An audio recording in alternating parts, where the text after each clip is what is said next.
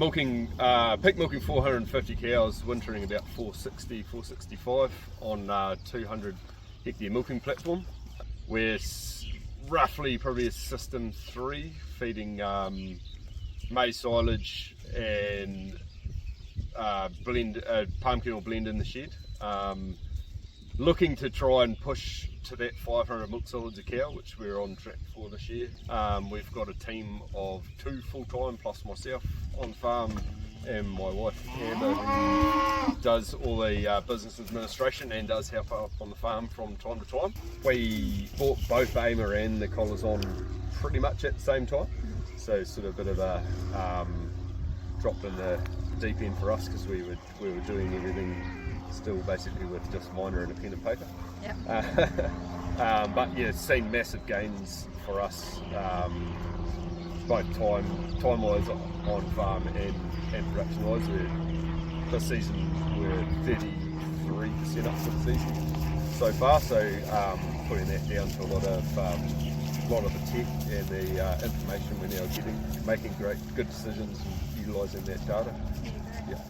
For us, we've got that good animal data through the collars, so we can make great decisions around the mating and rumination minutes and daily eating and that, which we're continuing to learn about. Certainly wouldn't say I was an expert in it yet, but we're learning every day and making strides in that area. So that with AIMER has worked well for us to make those great decisions. Looking for a solution to save time, essentially, become more efficient and to be able to make the right decisions on the farm. So we were finding it difficult to go and do a full farm walk every week and to keep on top of that. So we found that there's a lot of guesswork in it. And then once we got on board with AIMER and heard about it, making use of the partial farm walks, we were able to just get more accurate information. I guess having that information there at your fingertips the whole time and being able to use the animation feature as well. So for example, if you think you've got a surplus or you identified a surplus, you can play that animation out and see what the outcome would be if you took, say, 20 hectares out for silage or the likes, you know. That type of, that's probably helped us the most. There's many favourites, like we can have any staff member go and do a farm walk and add that information in, and then we can, as a team, make decisions or play the animation and use the forecasting tool. Right. It's simple and easy to use, even for me who's not that great with computers.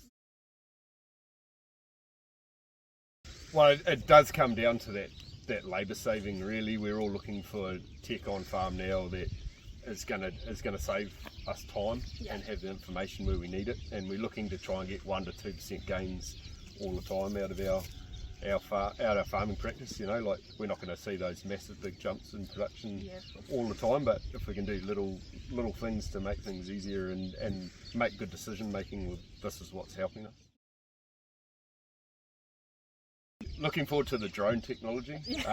So again, I mean, if we're doing a partial walk and we're doing that between milkings, we've still actually got to go out with a plate meter and do that. Yes. If we can set a drone up, that we'll be able to go and do basically an entire farm walk in a matter of hours while we're off doing something else on the farm, and then spend more time actually using the data and making those decisions.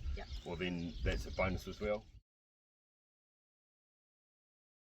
Yeah, with the optimization, that's great too, because we can see we can make updates to our grazing plan with adding in taking away supplement to see how we're best utilising that pasture.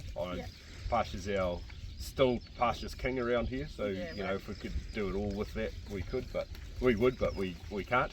But you know, we need to make sure that we're still utilising that first.